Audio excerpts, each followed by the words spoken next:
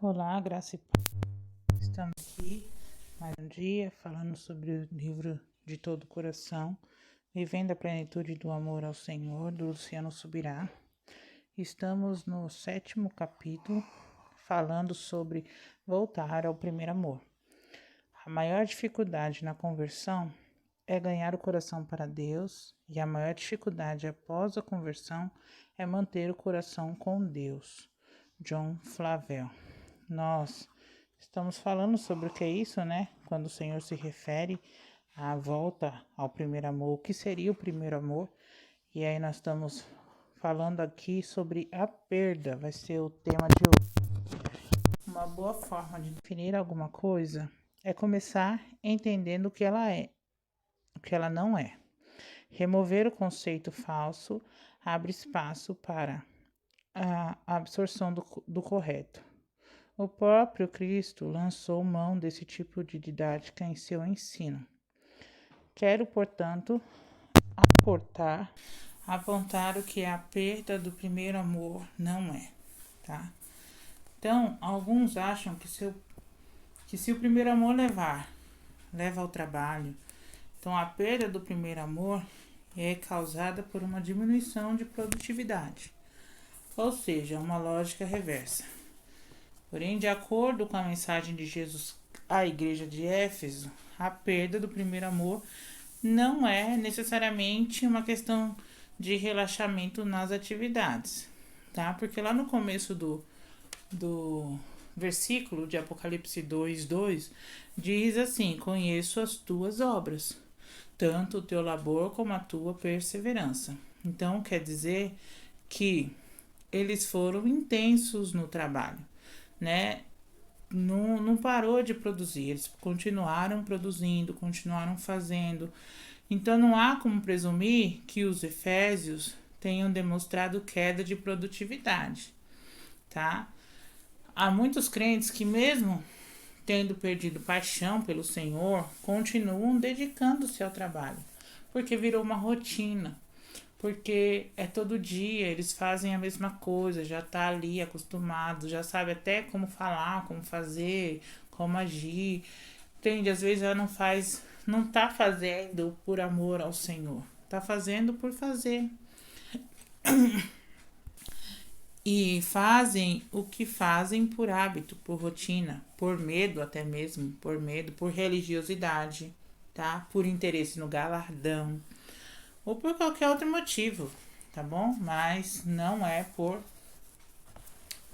causa do primeiro amor, porque quaisquer outros motivos que acompanhados de um primeiro amor intenso fariam sentido, mas sozinho não fazem sentido, porque é como se você estivesse fazendo pra você, não pra Deus, tá? E nós temos muitas pessoas assim, acham que trabalhar na igreja salva, e não salva. Trabalhar na igreja não leva nem pro céu nem pro inferno, tá? Não leva pra lugar nenhum. O que te leva pro céu é a sua fé em Jesus Cristo, que foi lá, que deu a vida para te salvar. É a fé nele que te leva pro céu. Mas a gente só vai conseguir mostrar às pessoas através de obras. Obras sem fé é morta. E fé sem obras também. Tá? Tipo, é em vão, não adianta. Então, voltando lá Apocalipse 2, também não vemos a igreja de Éfeso sendo acusada por enfrentar uma crise de desânimo ou por cogitar desistir. Pelo contrário, a declaração do Senhor antes de ter condenado a perda do amor foi um elogio à persistência. Então, a igreja recebeu um elogio. Olha lá, o versículo 3. Você tem perseverança e suportou provas por causa do meu nome sem esmorecer. Então quer dizer que eles estavam o quê? Perseverantes. Então, eles perseveraram, eles continuaram fazendo as obras. Então, isso quer dizer que não tem nada a ver com o primeiro amor, né? Então, é possível ter suportado provas de fogo como perseverança, mas está distante de um amor intenso pelo Senhor. Então, a gente tem que tomar cuidado também, porque perseverar não é sinônimo de amor. Perseverar, às vezes, é só porque eu quero fazer. Então, determinado, né, o que não é, vamos resumir aqui em uma sentença o que é perder o primeiro amor. Pecado que comete quem abandona voluntariamente a intensidade do amor ao Senhor. Então, é isso que é perder o primeiro amor. Vamos analisar aqui o texto. Apocalipse 2, 4 e 5. Tenho, porém, contra você o seguinte: você abandonou o seu primeiro amor. Lembre-se, pois, de onde você caiu. Arrependa-se e volte à prática das primeiras obras. Se você não se arrepender, virei até você e tirarei o seu candelabro do lugar dele. Então, em primeiro lugar, a perda do primeiro amor é retratada como uma queda, como algo que Deus tem contra nós. E o que Deus tem contra nós, gente? Somente o que? O nosso pecado. É o que nos deixa distante do Senhor. Não é persistir que nos deixa distante do Senhor. Não é fazer nada que nos deixa distante do Senhor. Não é nada disso. O que nos distancia de Deus é o pecado, tá? E há um claro chamado divino ao arrependimento. Então, isso que a gente tem que entender. Se eu estou em pecado, eu preciso me arrepender. Todos os dias. Porque infelizmente a gente tá aí, né? E às vezes a gente faz coisas até mesmo sem querer. E se a gente deixa essas coisinhas corriqueiras, né? Que são aqueles, vamos dizer assim, aqueles pecadinhos que a gente faz para facilitar a nossa vida. Aquelas coisinhas que a gente abre brecha aí, vai deixando, acumulando. Se a gente não se limpar, não se lavar todos os dias, a gente fica o quê? Fedorento, fedido. E é assim também com o pecado. Se a gente não se arrepender, pedir perdão, se a gente não ter uma vida de santidade, a gente fica fedido perto do Senhor, não quer nem chegar perto da gente. É isso mesmo. Ele o quê? Ele detesta o pecado, tá? Além disso, o protesto de Jesus está centrado no abandono do primeiro amor por parte daqueles crentes, ok? Então, abandonar significa o quê? Enviar para outro lugar, mandar ir embora ou partir, tá? Então, abandonar, negligenciar, tá? É deixar de lado, é não esquentar, é você pecar todos os dias ali e não ir se lavar no sangue de Jesus. Essa é a verdade. A gente sabe que Jesus já pagou o preço, Jesus já nos perdoou, mas nós precisamos nos arrepender. Nós só somos perdoados por pecados arrependidos. Arrependei-vos, pois, e convertei-vos, para que sejam apagados os vossos pecados. Se eu não me arrependo daqueles pecados corriqueiros que eu faço todos os dias, eu não estou o quê? Me convertendo. E eu estou o quê? Não tenho arrependimento. E o Senhor vai cobrar isso de mim. Se eu cometo esse tipo de pecado, se eu faço todas as vezes e já faço por rotina, opa, tem alguma coisa errada. E isso não tá mais me incomodando, mas mesmo assim eu tô lá na igreja louvando, mesmo assim eu tô lá na igreja ajudando na cozinha, tô ajudando com os adolescentes, com os jovens, seja lá o que eu esteja fazendo na igreja, eu tô simplesmente fazendo por fazer. A partir do momento que eu não tenho visão de cristã, ao ponto de me arrepender dos meus pecados, para me manter viva a chama do Espírito Santo dentro de mim, para me manter ali firme no primeiro amor, não adianta, tá? Então, o que acontece aqui? Tais conceitos refletem um ato voluntário de abandono, descaso ou negligência e não um mero acidente. Ainda se percebe que Jesus não exorta aquela igreja por não o amar, porque não se tratava da ausência completa de afeição. Não foi isso. Havia amor, tá? E ele perdera, no entanto, intensidade. Não era mais a paixão que o Senhor esperava encontrar, né? Gosto da forma de como Dutch Sheets fala sobre isso em seu livro Em Meu Maior Prazer. Quando escreveu à igreja de Éfeso, ele disse: contra você, porém, tenho isto: você abandonou o seu primeiro amor. Apocalipse 2, 4.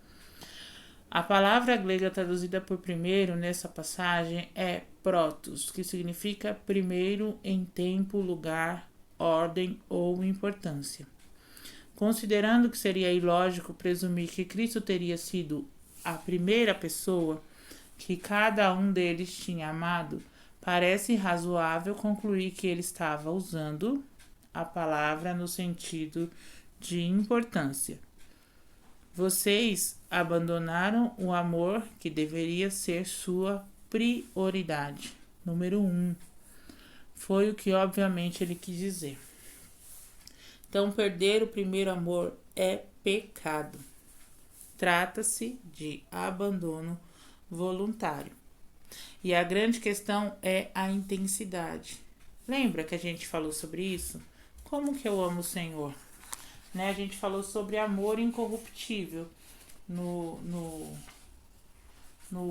capítulo anterior.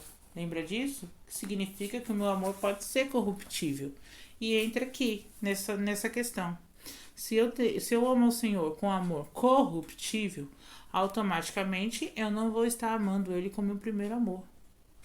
Eu vou estar amando Ele com um amor normal, um amor corriqueiro, um amor que não é o de Cristo. Um amor que simplesmente eu tenho. Que já vem, nossa essência já tem esse amor. Só que eu preciso trabalhar esse amor para que seja o quê? Um amor que transborde, um amor que vai além, um amor que eu consiga olhar para uma pessoa e sentir compaixão, sentir piedade, sentir misericórdia, sentir alegria, ter isso em abundância, né? Porque Jesus não deseja menos que amor total. Jesus deseja amor total. Então, definidos tais pontos, consideramos o quê? O que conduz a tal perda. Nós perdemos com isso, certo? Então, por que perdemos? O amor a Cristo é como um fogo. Se colocamos lenha, fica ainda mais inflamado. Contudo, se jogamos água, ele se apaga. Falhamos tanto por não o alimentar, quanto por permitir que outras coisas o extinguam, tá? Então, quanto mais nós alimentamos esse amor com o Senhor, ele vai o quê? Nos consumindo ainda mais, e isso vai aumentando, e vem um fogo dentro da gente que a gente não consegue, não sabe o que fazer. Mas, se nós fizermos o contrário também, isso vai diminuindo ao ponto que fica uma geladeira. Então, muitos fatores contribuem para que o amor pelo Senhor perca a intensidade. Mas quero enfatizar 4 aqui. Precisamos entendê-los se quisermos evitar a perda ou se desejamos restauração para o que já foi perdido. Convívio com o pecado. Quando eu fico lá, tendo aquele convívio básico com o pecado, isso me leva o quê? A perder a intensidade com o Senhor. Como primeiro fator de esfriamento, o convívio com o pecado, a base é a seguinte declaração de Jesus: e por se multiplicar a maldade, o amor se esfriará de quase todos. E isso, quando ele falou lá em Mateus 24:12, ele estava se referindo a crentes, pessoas que têm Jesus no coração. Ao falar de convívio com o pecado, ao invés de o pecado em si, pretende estabelecer uma diferença importantíssima. É óbvio que quem vive no pecado já está distante de Deus. Mas não é esse o foco aqui. Embora a ausência do primeiro amor seja chamada de pecado, esse pecado não é obrigatoriamente ocasionado por outro, cometido pela mesma pessoa. Muitas vezes a frieza é gerada pelo convívio com o pecado dos outros. Olha só que diferença. Então, às vezes não é só o meu pecado, é o pecado das pessoas ao redor. Mateus 24:12 se refere, Jesus, né, se refere aos pecados da sociedade em que vivemos. O amor de muitos esfriará, né, por causa da maldade que se multiplica, com a multiplicação dos pecados ao redor de nós e não necessariamente em nós. Convivemos com certas coisas que, ainda que não as pratiquemos, passamos a tolerar. E a gente vê isso hoje, né? Tem muitas igrejas aí querendo tolerar alguns tipos de pecados. E aí tem outras que já até tá querendo mudar a Bíblia para que seja aceito o pecado, né? A gente sabe que pecado é uma guerra constante dentro de nós. A gente sabe que quando tem os nossos desejos carnais mesmo, as nossas imoralidades que afloram muitas vezes, a gente sabe disso, que é uma guerra constante. Se a gente fica distante do Espírito Santo, se a gente fica distante do Senhor, é difícil se controlar. Mas aí as pessoas querem o quê? Que todo mundo possa tolerar. Ah, é normal. Ah, isso tá tudo bem, não liga não. Não, imagina. Precisamos ter o cuidado de não nos acostumar com o pecado à nossa volta. Até alguns filmes que deveriam apenas proporcionar entretenimento podem servir como armazenadores de valores contrários aos que pregamos. Acabamos por aceitar com naturalidade a violência, a imoralidade e muitos do que é mundano. Aquele casal, né, que começa junto, aí depois vem uma terceira pessoa, separa aquele casal, né, história de novela. Normalmente é assim, né, a gente entende que tá tudo bem, a gente acaba até torcendo pra amante ficar com o cara. É umas coisas assim meia louca, que a gente acaba sendo consumidos por aquilo e acha que tá tudo certo. E não, a gente precisa ter esse cuidado. Ainda que não cedamos a tais pecados, precisamos manter um coração que aborreça o mal. Está lá em Provérbios 8:13. Do contrário, ficaremos habituados a valores errados e isso causa esfriamento. Não pecamos, mas esfriamos. O pecado não é nosso, é dos outros. Mas a gente acaba sendo influenciado por conta disso, né? Algumas coisas não são necessariamente pecado. Contudo, não significa que não sejam nocivas à vida espiritual. Na antiga aliança, a diferença entre pecado e impureza era muito clara. O pecado era tratado com sangue dos sacrifícios, né? Já as impurezas era com água. Ah, toma banho, fica lá, você tá impuro até a tarde. Era mais ou menos assim, né? Mas alguém, por causa da impureza, mesmo sem ter pecado, poderia ser impedido de entrar no santuário para adorar a Deus. E é verdade. Às vezes a pessoa nem pecou, mas ela estava impura. Ah, a mulher estava menstruada, ela não poderia ir até o tabernáculo, o templo, não poderia. Não poderia nem chegar perto de pessoas porque ela estava o quê? Impura. E se alguém a tocasse, ficava impura até a tarde. Ah, a roupa tinha que ser lavada, né, e tal. Tinha todo um esquema lá. Quem quiser saber mais, é só ler as leis lá em Números, que fala muito sobre esse assunto. Números levíticos. Fala mais sobre a forma como deveria ser tratada as coisas.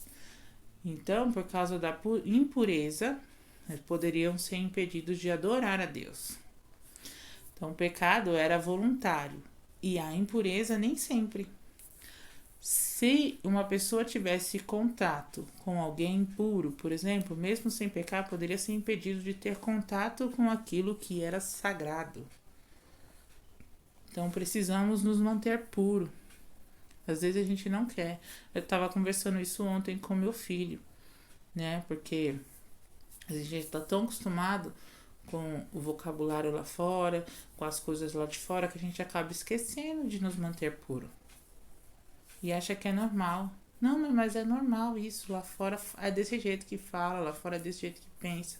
Mas eu tive que conversar com ele, nós estávamos fazendo culto doméstico, eu, meu marido, meus filhos, e nós conversamos com eles e falamos, não é porque lá fora acontece que a gente tem que fazer. Pelo contrário, a gente tem que nos manter puro. E deixamos de reconhecer que há empecilhos à vida espiritual, até mesmo em coisas lícitas. Né? Coisas que muitas vezes nosso chefe pede pra gente fazer, mas tá errado. Tá errado. Igual, hoje mesmo, tem algumas ferramentas lá no serviço de sistema que eu não tenho acesso. Aí passou a mulher falando que se alguém viesse perguntar, né, uma das supervisoras lá, passou falando que era pra gente falar que a gente já tava sendo providenciada, que a gente perdeu o acesso. Opa, como assim eu perdi o acesso? Sendo que eu nem tenho acesso, né? Aí eu só ouvi e deixei passar, mas eu falei assim, não, se a pessoa vier eu falar. De fato, estava sendo tratado, já recolheram as informações de quais ferramentas a gente não tinha, não tem e tal. Era isso que eu ia falar, mas que eu perdi o acesso? Não perdi, nem encontrei como é que eu perdi. Sabe, pequenos detalhes que muitas vezes a gente deixa passar. Entende? E isso corrói o nosso dia a dia. E eu orei ao Senhor, falei, Senhor, que ninguém venha me perguntar nada. Porque eu não quero mentir, não quero. Não. E tem muito disso nas empresas, gente. E isso é no nosso dia a dia. Então a gente tem que abrir os nossos olhos para aquilo que o Senhor deseja de nós. Deixamos de reconhecer. Paulo declarou aos Coríntios: todas as coisas me são lícitas, mas nem todas convêm, né? Então não se trata de evitar apenas o que é proibido, mas também aquilo que é prejudicial a mim como cristã. Se é prejudicial a mim, isso deve estar em primeiro lugar. Não importa se eu vou perder o emprego, não importa se eu vou contra a minha família, isso não importa. Eu tenho que lembrar que primeiro é o meu Deus. Entende? É a proximidade ou exposição excessiva ao pecado, mesmo sem cometê-lo, pode trazer esfriamento espiritual. Então vamos pedir ao Senhor que abra os nossos olhos. Precisamos agir como Ló, que se afligia com as iniquidades das pessoas à sua volta. Ele pôde ter errado em alguns aspectos, né? Mas as escrituras não retratam apenas seus erros. Aliás, elas destacam especificamente um comportamento louvável. 2 Pedro 2, 6-9, e assim eu termino. Reduzindo a cinzas as cidades de Sodoma e Gomorra, condenou-as à ruína completa, tendo-as posto como exemplo de que viria a acontecer com os que vivessem impiamente. Mas livrou o justo Ló, que ficava aflito com a conduta libertina daqueles insubordinados. Porque esse homem justo, pelo que via e ouvia ao morar entre eles, atormentava sua alma justa, dia após dia, por causa das obras iníquas que aqueles praticavam. Assim, o Senhor sabe livrar da provação os piedosos e manter os injustos sob castigo para o dia do juízo. Então vamos prestar mais atenção à nossa volta e não vamos nos conformar com as coisas deste mundo, com a pequena mentira, com a imoralidade de outros. Nós não estamos aqui para julgar ninguém, mas nós precisamos nos manter puros, justos, retos diante do Senhor, ser pessoas íntegras de caráter cristão. Amém? Então vamos ficar por aqui. Aí na próxima semana eu continuo aqui porque falta 3, né? Falta três bases aí, né? que nós precisamos evitar a perda do nosso primeiro amor. Deus eterno, Pai querido, nos ajuda, Senhor, a nos manter puro diante de Ti. Muitas vezes o pecado nem é nosso, o pecado são das pessoas que estão à nossa volta. As pessoas nos influenciam a pecar. E nos ajuda a dizer não ao pecado, Senhor. Nos ajuda a dizer não às coisas erradas deste mundo. A não ficar nos alimentando com coisas que não vão ser boas para o nosso espírito, Senhor. Nos dê essa direção, esse discernimento. Nos ajuda a inflamar este amor ao Senhor. Perdoa, Senhor, se houver pecado de fato em nós, se houver qualquer iniquidade em nós, ó Deus. Em nome de Jesus, Pai, nos mostra onde estamos errando, o que devemos fazer, como devemos fazer. Fala conosco, Espírito Santo, porque nós queremos nos consertar, nós queremos Te amar de verdade, amar com intensidade, amar com o nosso amor total. Nos encha do Teu amor, Senhor Jesus, para que nós possamos transbordar, até transbordar, Senhor, até transbordar. E assim, ó Deus, nós possamos amar, ó Pai, o próximo, as pessoas que nos rodeiam. Em nome de Jesus, ó Deus, nós queremos Te louvar e Te adorar, porque nós confiamos em Ti. Abre os nossos olhos para honrar ao Senhor. Em nome de Jesus. Amém.